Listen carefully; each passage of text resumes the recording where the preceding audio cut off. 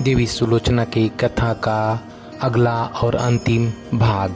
जय मां भवानी। बरसने लगी।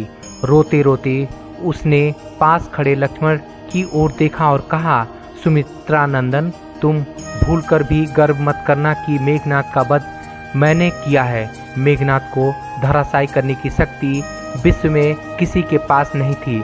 यह तो दो पतिव्रता नारियों का भाग्य था।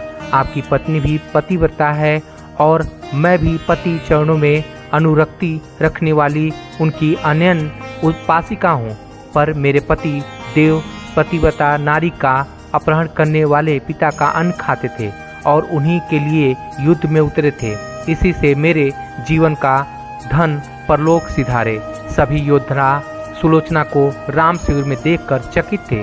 वह यह नहीं समझ पा रहे थे कि सुलोचना को यह कैसे पता चला कि उसके पति का शीश भगवान राम के पास है। जिज्ञासा शांत करने के लिए सुग्रीव ने पूछ ही लिया कि यह बात उन्हें कैसे ज्ञात हुई कि मेघनाद का शीश श्री राम के शिविर में है। सुलोचना ने स्पष्टता से बता दिया, मेरे पति की भुजा युद्ध भूमि से उड़ती हुई मेरे पास चली गई थी। उसी ने लिखकर मुझे बता दिया। व्यंग भरे शब्दों में सुग्रीव बोल उठे, निष्प्राण भुजा यदि लिख सकती फिर तो यह कटा हुआ सिर भी हंस सकता है। श्री राम ने कहा, व्यर्थ बातें मत करो मित्र, पतिव्रता के महात्म्य को तुम नहीं जानते। यदि वह चाहे तो यह कटा हुआ सिर भी हंस सकता है। श्री राम की मुख्य कृति देखकर सुलोचना उनके भाव को समझ गई।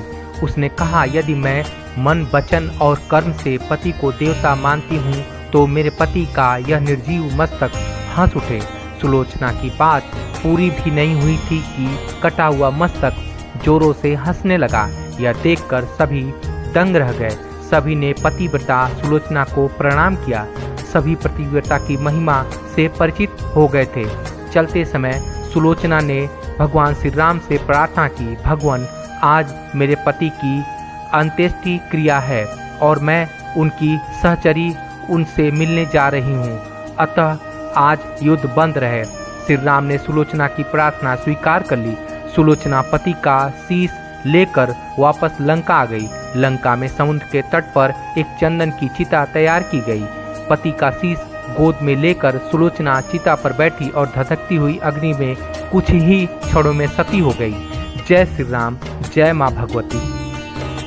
माँ जगत जननी जगदम्बा श्रीनेत कुलदेवी भवानी जी के महात्म्य का गुणगान बखान करना मेरा परम उद्देश्य और लक्ष्य है।